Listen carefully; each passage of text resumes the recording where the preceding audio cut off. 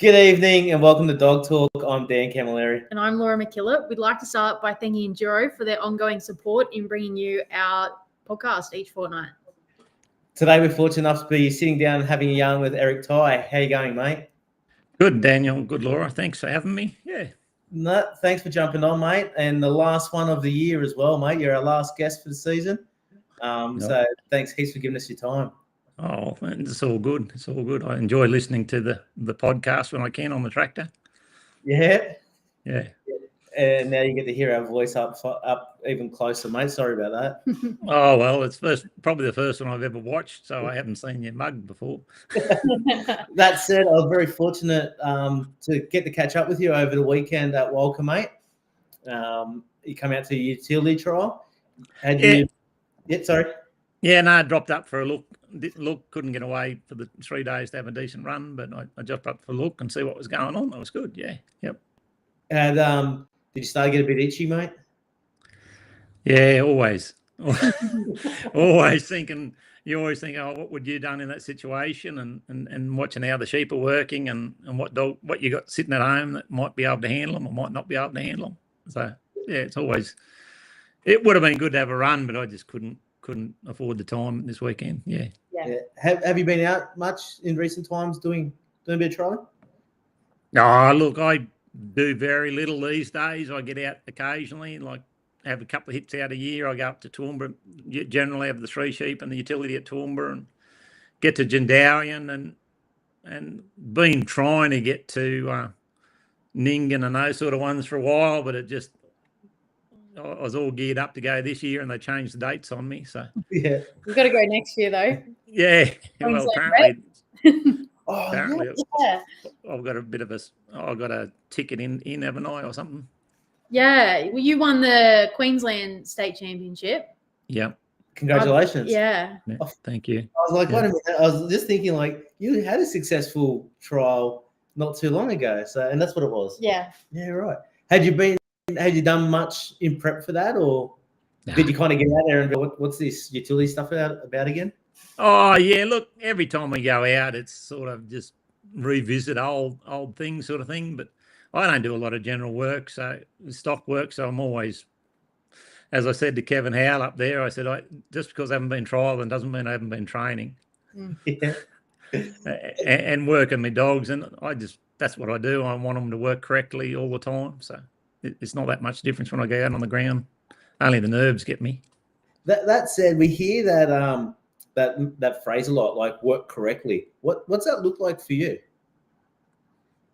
For me, I love to let my dogs and the stock be treated respectfully, work them calmly and positively, but not overdo things. And yeah, that's ultimately, I want dogs that can handle stock nice and calm and not have to be bustling and jostling things around. Just nice and correct, not just gentle and with a bit of respect. Yeah. Yep. Yeah, beautiful. Mate, for people that don't know, Eric Tighe, you want to tell us a little bit about yourself? Yeah, I can tell you a little bit. I don't know where to start. But where's home at the moment, mate? Yeah, I'm up near south of Inverell, between Inverell and Bundarra, on a little block there. In that country, we grew up out on the north side of Inverell on a property there on 3,500 acres. We had a mob of cattle and kids' life on the farm, shooting rabbits and riding motorbikes. And no dogs were only for rabbiting back in the late 70s, early 80s. The rabbit plague was not plague at that stage, but the rabbits were pretty heavy. Yep. So we used to have dogs just to chase rabbits into logs and bury them and ripping whole rabbits. And then we spend days of kids just running around chasing rabbits. And that's all the dogs were in those days. What kind of dogs did you have, mate? Oh, they were just bits and pieces of mongrels, anything to chase a bloody rabbit sort of thing. Yeah. And then we got a bit serious, and we got, Dad, we had sheep at the start and don't remember much about them. And then later on, Dad bought another block next door and we had sheep. So he picked up a couple of dogs from here and there, and a little Kelpie cross thing and a little collie pup Mum picked up for me at one stage. And or for my wife actually, and me. And so they were probably the first 2 working dogs we had, and that was about I was about 18 or 20, so I suppose, about 20, 21. Yeah. And yeah, just hooked on it from there. Just started. Had never read a book in my life before that point, and then started reading all these books and all this stuff about training dogs from all over the place, and went to a trial down at Ashford, and I think Gary Milgate was judging at the time. He was a pretty tough old bloke, and I think I ran a 32 or something, and that was not enough to win the encourage back in those days. But there was a little trial on every whistle stop back in those days, so you could get hooked. Like Graham had one, Ashford had one, Wallengraw, like they were all over the place. Of little, just only probably 20 or 30, 40 runs sort of thing, but Yeah. all just little good fun trials, and good crew of blokes from Armadale and different blokes come over. Yeah. Mm-hmm. And so, yeah, that got me hooked. Went to a Millgate school early in the piece. He virtually said, yep, start again. Because I just picked these dogs up from anywhere, so I didn't have much breeding or anything behind them. Yep. So then I bought a Kelpie, a Kajella. Oh, what was he? He was a Kajella Trixie, Lowry's Boss bitch I bought. Yep. And so I played around with her for a while, and a couple of years I ended up selling her. I like the dogs that work with me, not against me. Or not all instinct, a bit of brain, not instinct. Yeah. Yeah. Then I suppose I went on property at that time. Yeah, I was living and working at home and doing shearing. I was shearing there for a few years. So I wasn't super keen shearer or fast shearer or anything. I just clean and poke along, but I always took my dogs to the shed, and which was good. So I'd pull up at Smoko and I'd pen up, and I was always interested in how the other places were being run and how dogs were working and what was going on in the yards and how yard design and all that sort of stuff. It's amazing what you see when you got a bit of time in the work situation and different people see how properties run, how clean the sheep are, what the wool's like, what sort of environment everything's done in. So it makes you, if you take the opportunity, you can learn anywhere, whether it's good or bad. You can learn from someone. Yeah. And then just put it across to where you need to be. But yeah, I did that for a long time. I bought a collie dog off Kevin Flack. He was a JR dog at one stage.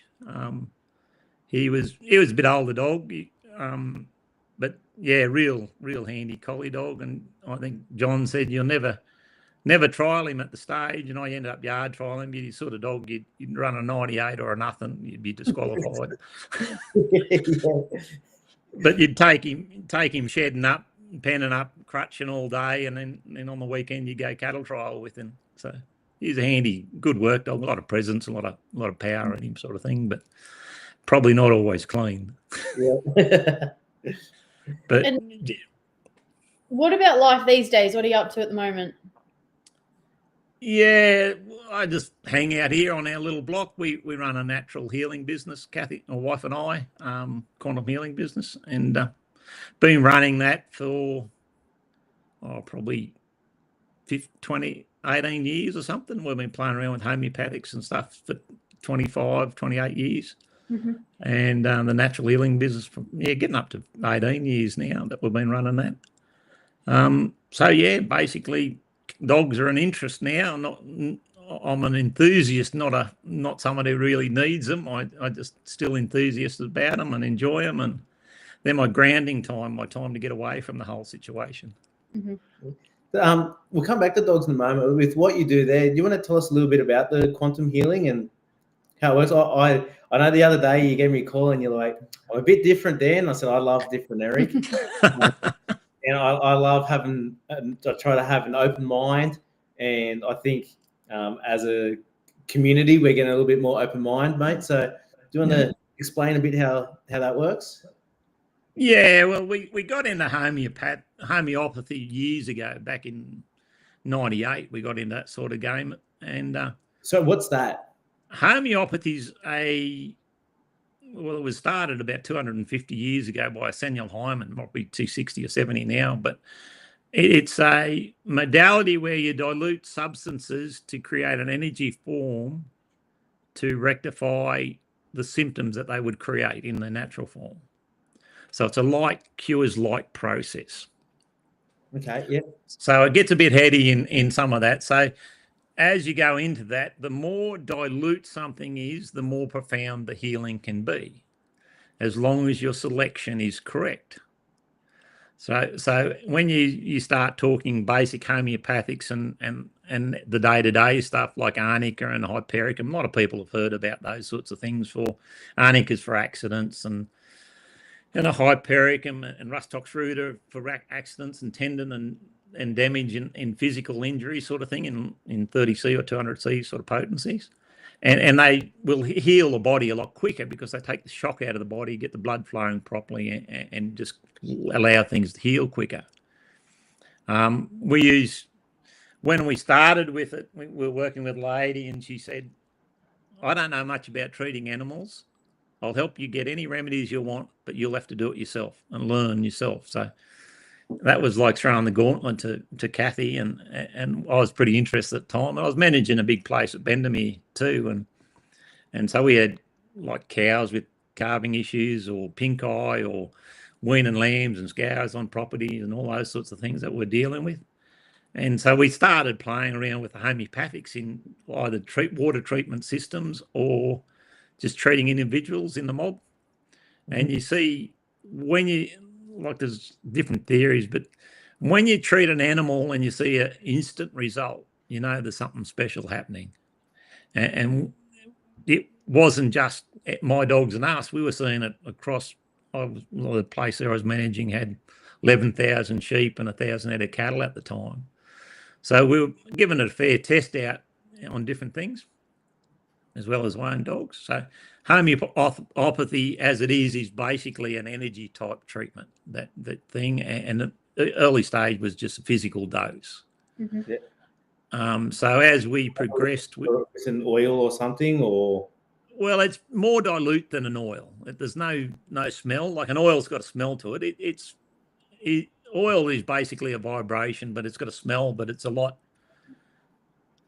It works with the aroma as much as it works with the vibration of the substance. Yep. And as you go further dilute, you don't have any of the aroma or any of the natural substance left, but the vibration is the only thing that's left. Mm-hmm. And if you look into quantum physics, the body and everything on the earth vibrates at different frequencies. So if you start looking in that sort of thing, well, the brick wall behind you would have a frequency. Each of you have different frequencies. Your eyes have one frequency. And so everything's got a different frequency. Every plant's got a different frequency. It's just matching those frequencies and changing them minutely to help create a healing response in the body. Yep. So that's all basically what we're doing, but we've just kept expanding from homeopathy into heaps of other modalities and heaps of things. We use a pretty extensive muscle testing process to identify what's going on, and then we treat back, and now we do it all distantly. We treat people on the other side of the earth, animals on the other side of the earth. Yeah. I want to talk a bit more about that in a moment, but just want to the frequency stuff. I find that fascinating. For example, like, you know, we've got a boarding facility here. Yep. I think at the moment the dogs are listening to 428, or we've got all different frequency musics we play in the kennels 24/7, like 528 for healing and 4 this and 3 that, and just to notice the difference in the way dogs react to the calming music. Sometimes I'm gonna say it is hard to go in there and stay awake.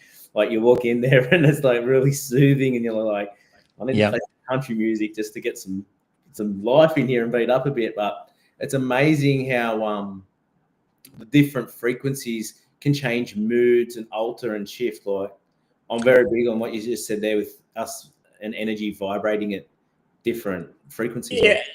Yeah, and that's probably a good explanation, a good way to see it. As you go into it further, there's if you look into it, David Hawkins, he talks about the levels of consciousness and things like that, and the rife stuff that virtually the frequencies that you're talking about is rife sort of frequencies, the 528 and the 7, all those sort of things.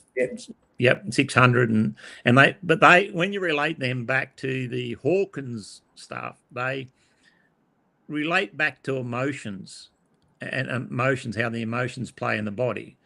So you think about 240 volt, you're surrounded by all the time, and it's putting an ambient frequency out of about 60 hertz, right? So that's what 240 runs at. Now that transfers through to about apathy, right?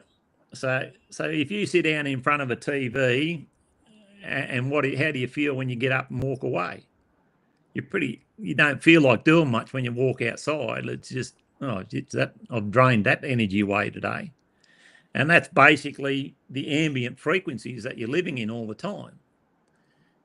So as you go on, like you go to about 120 or 30 hertz, and it's consumerism. So you go into a shopping centre that's running at 120 or 30 hertz, and it's like greed and consumerism. It's like they want you to spend things, and you walk in there and you want to buy things because the ambient energy or ambient frequency is about the same. So they can control and manipulate emotions, or it happens naturally, but different frequency will definitely work on different emotions. Yeah. Or your ads for a magazine now are going to have different music playing. I'm just going to make that work. People spend money for the screen. Yeah. So yeah, there's good apps now that, as you say, that will give you your 432 or your different your frequencies. I think back in 1939 they changed the main chord of music from 432 to 440. So like the A chord, and with that it actually forms a different vibration, and it'll make different cell patterns in the different frequencies, and one makes a beautiful healing pattern and one makes a bit of a chaotic pattern. So sorry, I just thinking what you said there, and it just struck a chord, like only because you mentioned the chord. I struck a chord because you mentioned the chord. So I've actually just thought of it like, well, what's the first thing we do when like babies are crying or things like we play soothing kind of music?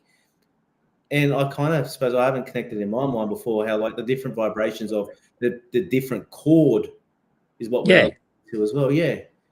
Yeah, the original, when that was always on 432, and I'm a bit sketchy on some of this. I've looked at it all and stuff, but most notes actually vibrate at a different frequency for a different organ. So like the liver and the spleen and things all had a different frequency, but they all were offset in that same chorded fashion, like A note and B and B minors and all that, all played back to different organs. I can't tell you exactly which one. Yeah. But when they changed it to 440, every note doesn't correspond with an organ anymore. It causes a bit of chaos through the body and through the system. So it's just one of those things that's happened in time. The apps you're using, they can adjust them back in a bit different physical way to make the music.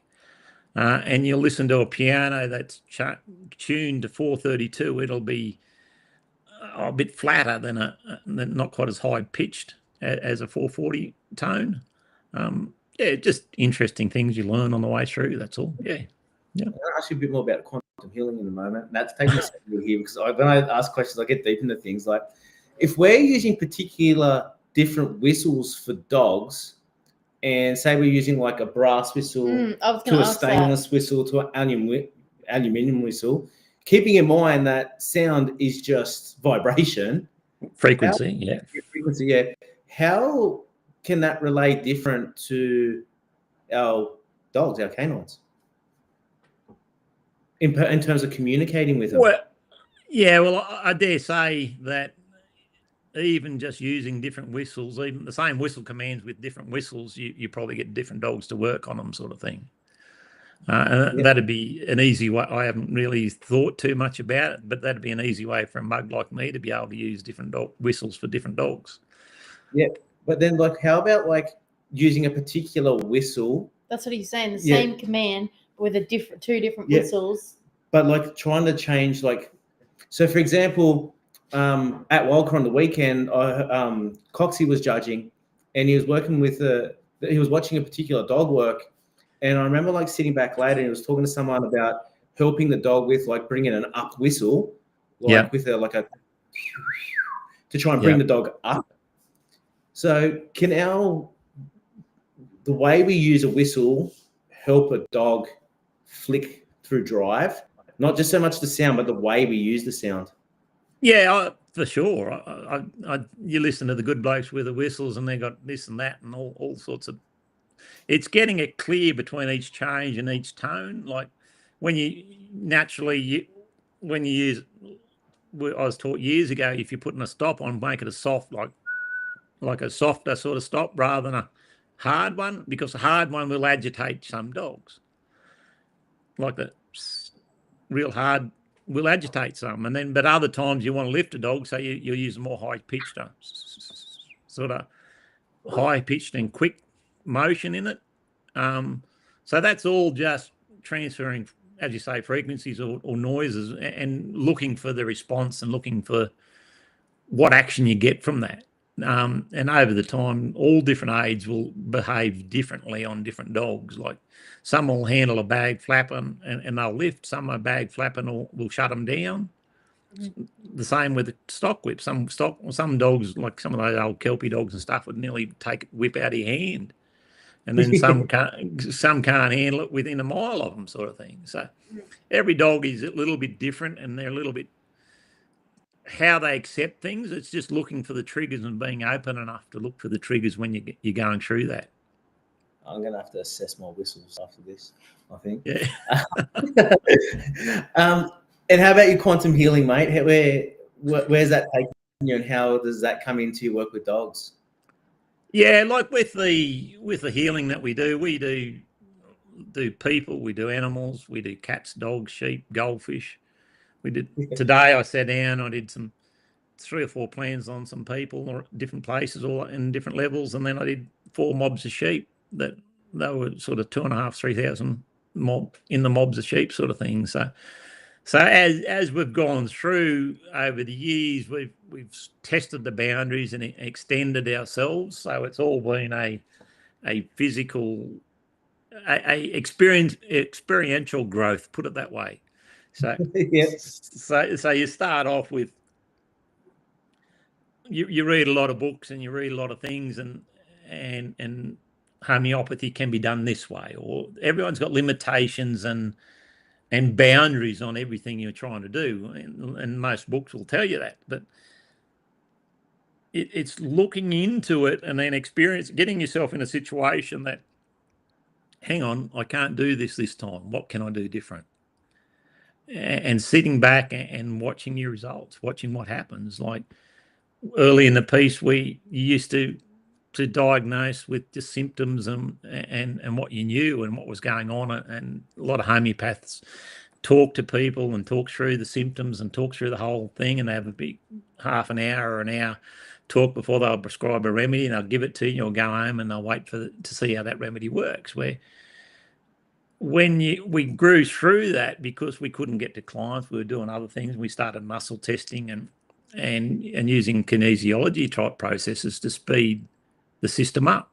And then we were sending remedies out. So it would make all the remedies, post them out for people in a timing to work on, and they'd work through the physical process there. And some people would follow through, some people wouldn't. So that was all well and good. But with those questions we first asked, like one lady come up for these remedies that you'd never heard of and we'd never heard of. We had an instrument we could make them with, so we posted them out. And a week after she got the remedies and she was working along on a plan, a remedy came. She ended up with a cat with lepto. And we were looking through it, and she's, well, you've got the remedy there for that cat.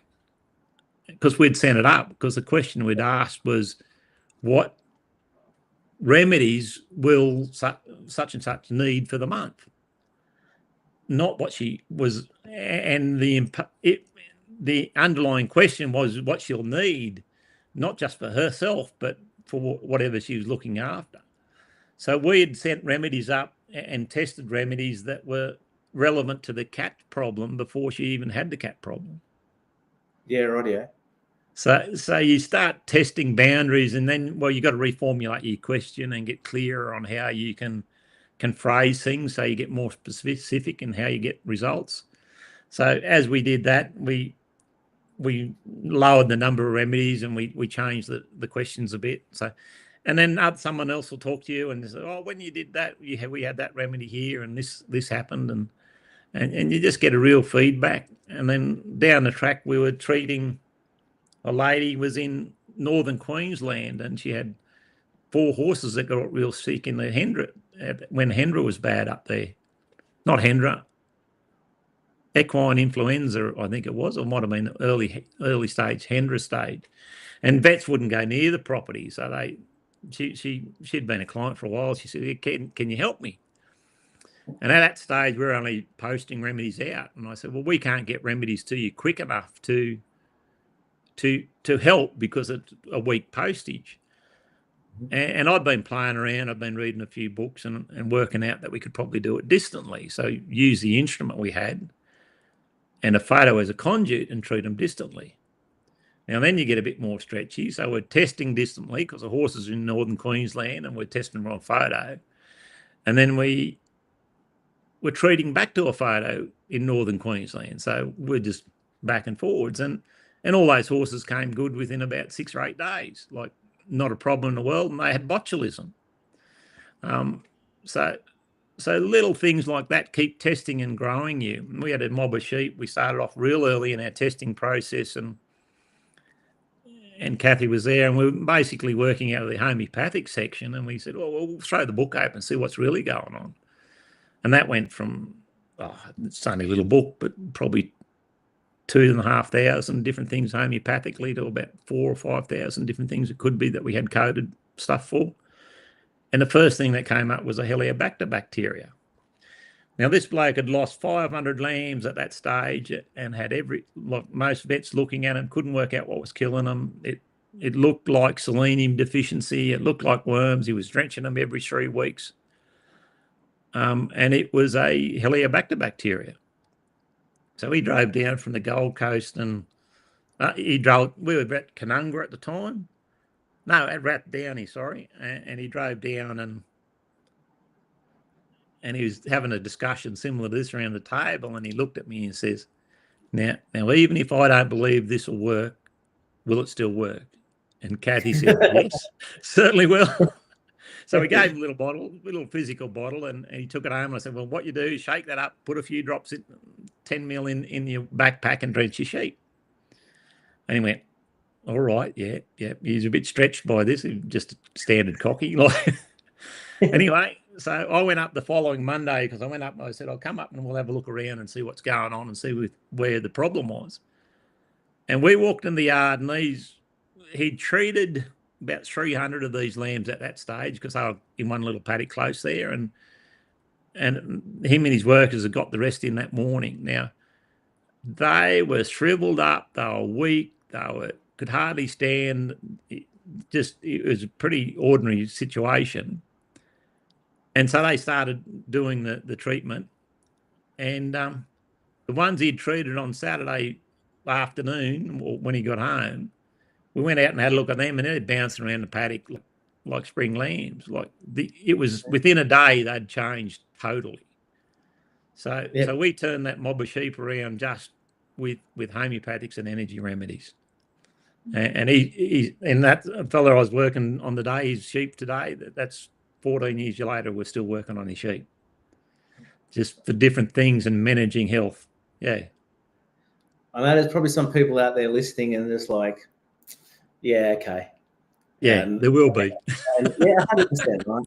But I know, like myself, like once upon a time I was in a great spot. One of my mates rang me out of nowhere. And he said, "You all right?" I said, "Yeah, I'm fine." He goes, "No, hey, you're all right." I'm like, "Yeah." And he goes, "Well, your dog's not telling me you're all right." And I'm like, "What are you talking about?" He's like, "Mo is telling me that you're not okay." And I was just like, "What are you on about, mate?" And he goes, "Mate, I check in with your dog at distance all the time to see how you're going." And he told me that you're not all right. So I picked up the phone. and gave me a call. And I was just like, hey, wait a minute, like what's, there's some voodoo stuff going on here. But like the more you look into stuff like this, especially like different like energies and frequencies and that, I think it's something if you're open to, fantastic, and you can go with it. But if you're going to block yourself up here, you're probably never going to appreciate that process anyways. Would you see that in the client base? Yeah, we like you stretch people's boundaries and belief systems all the time. Some people accept it, some people won't. Some people are, well, like myself, where I'm a constant convincer, so I need to see it work pretty much all the time. Doesn't matter whether it's a dog or a person or a remedy or whatever it is. I need to see the process work all the time, and that's me. Other people are, he's done it right 3 times, it'll be good now, and are convinced that that's the process and that works. So everyone's different. Everyone's got their limitations. It's totally against everything we've been taught at school with the chemical system and the medical system and everything you'll come across. And look, I'm a shearer, a cocky shearer, rabbit shooter, and I'm doing this stuff. Like, you never join the dots. So, but it is, some people can accept it, some people can't. And it's pretty simple. Our business only has grown and works because of word of mouth and good people that have supported us over the years through getting results and telling their friends.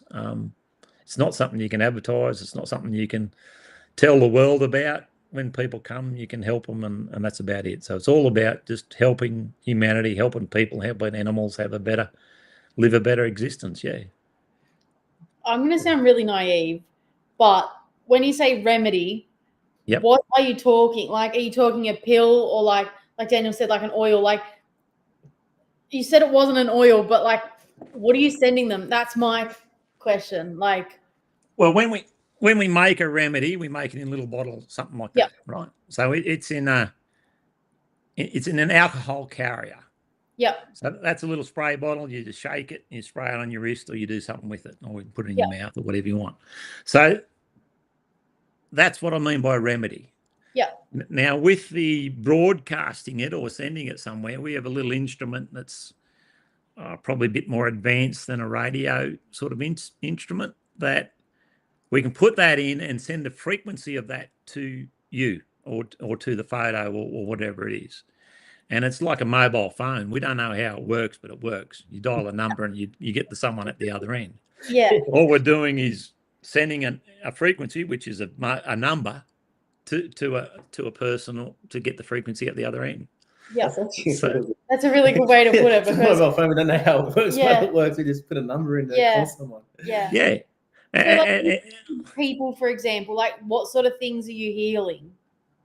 I know you've sort of gone over it, but I'm just trying to understand it. Yeah, Like, probably is it injuries, like pain, or could it be something like, I don't know, like something a bit more mental, or like? Probably helping is the word. Yeah. Because I'm not meant to use the healing word, but helping people all over from anything from, as you say, basic injuries and little things like that, to helping them with cancer and doing things like that. Sorry, I'll let you finish that, mate. Yeah, and everything in between. Like, it's all very similar process. We're just asking the body what needs clearing and clearing the load, like moving chemical out of the way, 2,4-D, to Roundup, moving bacteria that you've been exposed to, or viruses or other medical substances, and clearing them out of the system to let the body function in a proper and holistic manner. Mm-hmm. And matching frequencies, we like curing like, so we match a frequency. Everything's stored in the body in a frequency manner, like your nervous system works in frequencies and everything. So that ambient pattern, or the pattern that those things are creating in your body, creates back to what Dan was saying, a response in the body, or an attitude, or a emotion, or a physical organ function. Yeah. So we're just matching frequencies to clear frequencies, or to level the pond and let the next one surface. Yeah. And this isn't this isn't just dissimilar with the dogs you're working through with your clients as well, right? Yeah, dogs the same. We work on the healing stuff. The training stuff's different, but the healing stuff, we work on dogs with itch problems and Cushing's disease and physical injuries and all sorts of stuff. Yeah, and when you go down enough rabbit holes as such, I don't want to sound like I'm a complete nut, but you go down enough of these places and you see trends and you see different things show up that's happening in the background, and you just try and help people through a lot of that. Yeah. You don't sound like a nut, mate. You just sound like you're open-minded, and I reckon they reckon years ago some bloke tell me said with the marvels of modern medicine, we've been able to lower the age of dogs average age of dogs from 14 to 9 years. Yeah. With the marvels of modern medicine and better nutrition, we've been able to lower the average age of dogs from 14 to 9 years. Yeah, I'm hearing you. Yeah. I'm hearing you. So, mate, while we talk about dogs there, you want to tell us a little bit about your line of dogs? Yeah, look, we started off with just some few old little rough collies and some of John Roston's sort of bred stuff through them. They got a bit busy at one stage there because I've been just training and running this business for close to 20 years now. So I'm not doing a lot of stock work. I do a bit of stock work here and there. When I was managing places, different size places, like, as I said, Benalester had 11,000 sheep and 1,000 head of cattle. So my dogs were on the go all the time there, and everything was moved every week. So we're a holistic rotational grazing, and everything was moved every week. And so I had plenty of dog work. It was easy to break a dog in. Yeah. And you didn't need that much class in your dogs to have a handy dog. But as I've gone on, I've got better dogs. I've got a bit of Jeff Gibson blood, a bit of John Roston blood. They were pretty close and go back to that old Alpha Dale stuff at one stage. And then I tried a couple of different three sheep type lines. I sort of nearly lost my lines there for a while, and they got too busy. They were too ineffective in their work. So some three sheep dogs and some collies just get they're bouncing around doing too much activity and not enough actually happening, sort of thing. Yeah. The dog I bought, one of the ones I started with, that Mac he had a heap of presence, like just collie dog, had a heap of presence. Not really a lot of malice, but just a lot of presence, so he could shift stock. So you'd put him out around 400 cows and they'd know he's there and shift. You'd put 2,800 ewes over a VE machine and all he'd do is lay at the back of the yard and things like that. So like could shift stock and without a lot of effort. So I went back looking for some presence to put in my dogs that were getting too active. You lose other traits when you do that. You lose a bit of catch and a bit of hold. They get a bit straighter. They get a bit slower, a bit more like a Kelpie, I suppose. But you are.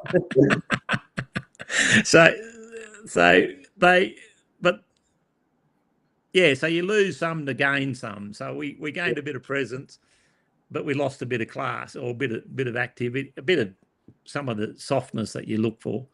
And they're good. And that was Redgate. Oh, what was that? That was list of scratch sort of stuff I picked up there and picked up some there. And then I ended up with a bitch by Redgate Sam. And he had probably a fair bit of presence, a bit kind on his stock at times, pretty big casting. But yeah, just a good quality bitch I ended up with that could get a job done, a little bit heavy in the body, so I'd lost a bit of the physical activity from it. And then cross that back to some Aussie stuff, and now I've got some dogs coming through that. Then I didn't breed for a long time because I didn't sort of think I needed them and just about ran out of dogs. And I thought, oh, geez, I can't pick them up. I better breed a couple of these older dogs and see what I can do. And I've bred a couple of litters lately, but who knows? We'll find out in the next couple of years whether I've done the right thing or not. But I like dogs that are nice, calm, forward, and respectful of their stock. I don't like busy dogs. I just can't cope with busy dogs here, living with them. I sit in the office 5, 6 hours a day, 7 hours a day, and I'll give them a run in the morning, give them a run in the afternoon. But if they're bouncing around, tipping water containers over or barking or being like idiots and too high in the mind, I just can't cope with them. I usually sell them or move them on. Yeah. I've sold more good dogs that have had tons of work in them over the years than I've probably kept because I just couldn't live with them. I just don't have the physical ability to wear a dog that's busy and needs genuine work out and get them in a good state of mind. Well, I'm thinking you're a pretty calm kind of bloke with your young dogs, and give them a little bit of time if it's something you like, and understanding, I suppose, is the word I'm looking for. You've got to assess early and try and work out what you got, and then give them time. Because if you haven't got stock work, they don't get experience. If they don't get experience, you can't really judge. And it might take me 2 years or 3 years to get a dog anywhere near enough experience to be able to really judge a dog properly, because they're just not doing it. 20 sheep and 5 head of cattle, like there's no test. There's no, like, how do you test them? How do you see what you've got hidden in the background? Yeah. They're never put under pressure. They're never stretched when they go for a cast. Like the sheep don't piss off about the back corner sort of thing. They just hang about. And sometimes you have sheep that are a bit lively and they've got away sort of thing. But it doesn't take long when you've got a team of dogs that's quieten stock down to have decent quiet stock, and you treat them respectfully. And even a mob of cattle, when I was at Beneless there, 500 cows, like we bought all those cows. Within 12 months, you could pick them all up with 1 or 2 dogs and just drift them around. Like, just treat stock with respect and they'll look after you. Too much force and you'll end up in trouble. I've seen it so many times. I've been around the game for a lot of times. I just, over the years, you see things and watching out windows and cheering and different stuff. You just, more times, too much power will cause more problems and not enough. Mm-hmm. How do you go about picking a pup for yourself, mate? Keep a heap and go through them. Keep 3 or 4 and go through them. Like it's a lucky dip as far as I'm concerned. They're all nice pups. This last litter's 8 pups there, and any one of them could be the champion in them. It's the experience and me not putting faults in them, me not training mistakes. That's the biggest thing I have to work on now, because the pups have all got potential. It's what mistakes I train into them that I don't like. Do you want to elaborate on that a bit? Because I actually think that is something that a lot of people do unknowing or unwillingly as well. Like, we put some faults in our dogs. That there without for sure. For sure, we all put faults in our dogs, even though we don't understand what they are half the time. It's all subconsciously, and how we turn left or how we turn right in the early stage of the round yard, how we expect them to come on a call, like how we reward them, like so many things we do that causes little faults and little issues. Like you get a dog and you put a stop on him, right? And then you say, good dog. And what happens? 9 times out of the 10, he'll move. Yeah. Right? So you've rewarded him to move. And then if you get a smart one, in 3 or 4 times, every time you say good dog, he's moving again. He's doing his own thing. So you're actually rewarded him. The reward becomes a release. Yeah. And so many times I've seen that. Everyone, oh, yeah, I've got to stop. Good dog. And next thing the dog's moving again. Like, you've taught him to do that. Like, all things, like, it goes so far when you really start to sit back and analyse. Like, I've done a few clinics and worked with a few people at different stages, and when you just sit back and watch, we create all our own problems. And I still do. I make more problems for myself than anyone else, and any problems in the dogs. And you'll be, like, say, I use the outside of a round yard a bit for my pups and things like that. And of course, I'm sick of pressure. I just hate pressure. I've just got to the point that I don't want to put pressure on a dog anymore. I've done that. I've forced them around. I've blown more dogs than you can dream of. And I'm over it. They've just got to come around slowly and let them build up experience and let them build up time. Because if too much pressure creates instability, it creates nervousness, it creates jerkiness in their moves. Like, I want them smooth, I want them calm. All those other things create problems that upset stock. Like if you want to go three sheep or you want to go utility trial like on the weekend, you watch that course up there at Walker. Most of it was won or lost outside before you even got there. Yeah. And most of the dogs were jerky. They're either jerky or they're late or they not so much out of position. They all get to position, but it was in the motion of how they get there. And that's all comes up there. And how they pull up and how with it started and how they, all that sort of stuff. It's when you start looking at it, it should be. And Jeff Gibson, I was up at his place here back in between Warwick and Toowoomba. I spent a few days at Jeff's, a great man. And he says, you just want to make it smooth. Just make it smooth. And he's represented Australia 9 times in three sheeping. So next time I'm utility trial, I'll have to get you to work on the 3 sheep that are out there for me to get in their mind, to calm them down a bit before I work them, and then work on my dog as well and me. It's kind of like, I think it was Peter Crow we interviewed, and after that, he got me hooked on a podcast, and Gary LaFleur, the bull rider, was on it, and he was talking about the way he communicated with the bulls before he rode them, on levels of subconsciousness and alpha, beta, all that stuff, and how he was riding bulls that he was drawn. People go, you won't get anything. That bull don't buck. And he had something stupid like 40 something bulls that he won on in a row that didn't buck. But he got them the buck. But he said he was always communicating with them prior to riding them. Yeah. As well. Interesting, isn't it interesting? So what some people are capable of, yeah. Yes, I would probably need to do that with a 3 sheep, so my dogs aren't jerky and I can calm my sheep down. But like we talk about smooth is fast and fast is smooth, and well, you watch some of those real good outside runs. It's true. Like some of them are near boring to watch sometimes because there's no action, because everything's just happening nice and slow and smooth. And in the 3 sheep game and those sorts of games, that's it. It's nearly like watching paint dry when you see everybody a real good run. Like if they're all over the place, it's a mess. Yeah. But if everything's just going smooth and simple and easy, you're not losing many points, are you? Like, and when you come down to working stock, it should be the same at home. Like if you're out bloody having trouble getting a mob of cows in, that takes time. It doesn't matter how much force you put on them. If you're having trouble, it takes time. Or you go through a fence and you got the next fence to fix and you got more time taken up.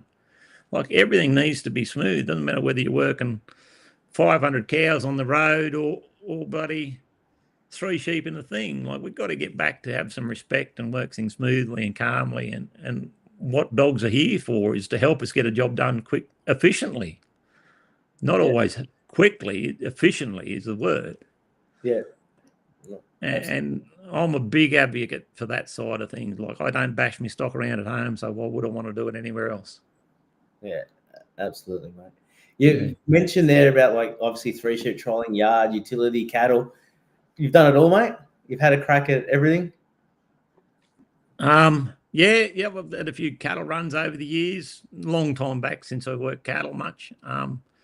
At a trial, I've worked them at home and stuff, but yeah, cattle, done a few 3 sheeps over the time, done a bit of yard trialing over the times, done a few utilities, never won much, but I have a bit of fun in the meantime and rattle a few people around when I turn up, but as I say, never won anything much before. It's sort of a lot of seconds in that, a lot of thirds and fourths and a lot of nothings, but I try and do the best I can.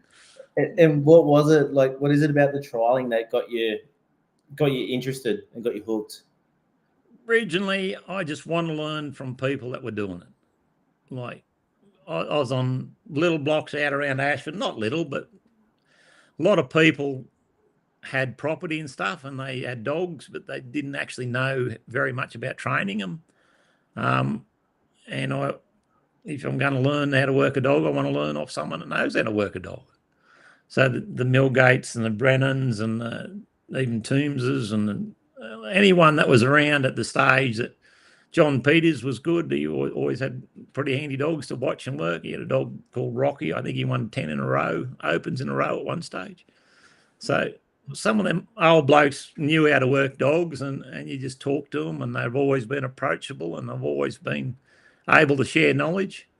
And what works for them this time might not work for you, but it's all knowledge. Put it in the bank and see when you can bring it out to help. But you're not going to learn it sitting around at the back paddock thinking you know it all. You've got to get out and see it. But yeah, so that's why I sort of enjoyed trialing. I went to Chris Stapleton school early in a piece. I went to John Roston schools and Ian Barry schools and Bernard Glassian schools, and like I've been to a few over the time. I think I went to one Greg Prince school. A lot of blokes that you sort of hear about, never sort of, because I wasn't doing much trialing. I had a young family and I wasn't in a position to do a lot for a long time. So, but you got to see them work and you got a bit of information out of them. Fiance Bish on at one stage, and then the last one I did was an English bloke that came out, and he was probably got just as nearly as much out of that as I did out of all the others, because he's probably working a style of dog that I was a bit keen on and a bit more suits me. Yeah. Yeah. Well, and other than your recent success, have you got a memorable moment working a dog or even trialing? Or oh, look, there's times things come through over times. I think one or the, and a lot of them were probably early in the piece when you're working places and stuff. I think winning the first Open was a pretty big one for me, because I'd been kicking around for a fair while and had never got there. Yeah. And that was up at the Celtic one at Glen Innes. And then other things that they do for you when you're managing places. Like I was doing stock work for these people, and it was August and it came in rainy. Like we just finished shearing lambs, and it was cold and it was wet, and we went out at bloody midnight with a spotlight and the old red and white collie dog, and I put 2,000 lambs in the shed at 2:00 in the morning with a spotlight, and just sending the dog on the spotlight around this mob and around that lot. And then another time I think it was the same bitch, but I was managing a place at Benalester at the time, and same thing, 2,500 sheep I put in the shed at midnight, pitch black, quad runner, 2 dogs, put them in the shed, and we would have lost a heap of sheep that night, but we put them all in the shed, and the retired manager said to me, he says, "How many sheep you leave last night, boy?" And I said, "None." I think I lost one in the shed, but he said, how did you do that? I said, well, I put them in at 1:00 in the morning, like just out on my own, no one else there, just put them around, poked around, put those sheep in the shed and saved as many as we could, sort of thing. And then at that place, we had 450 cows out on the route in a TSR, in a just makeshift break sort of thing. It was dry in the 2000 route. And someone knocks on the door at 2:00 in the morning. Your cows are on the road. So I thought, shit, here we go. So I jumped on the old bike, and old ag bike, and raced up the bloody New England highway. That was on the trucks going everywhere, and raced up the highway, and had Mac, and I think I just took Mac and one other dog with me. And I put 450 cows back in the break at bloody 2:00 in the morning in the middle of the night, just with 1 or 2 dogs. So things like that will stick with me for a long time. And they're not trial moments, they're not anything special, but they were pretty special to me at the time. And being able to do that sort of thing with just a couple of dogs, and and as just once again, you couldn't do it if you're rough. That you couldn't see half the country at night. You just needed your dogs to go out there, poke around, and pick up what they could, and just work the mob together. And I always remember those book of Scott Lithgow's, like Quite Confident Cattle Control. He said, they take a position, you take a position, and put them all together. Yeah. And just let things trail along and work together. And yeah, the basis of all stock work, as far as I'm concerned. Yeah, absolutely. Mate, I actually had a call from a fella today that wanted a dog and just a small mob of sheep, and asked me questions about a dog, and come really quick to me that he didn't know how to educate a dog or even where to start. For Yep. someone like yourself that's been out and you rattle off so many names of people that you learnt from, what advice would you give to someone like that really just had like a smaller block and really want to get a dog to help him, but didn't know where to start with getting some info or to educate himself?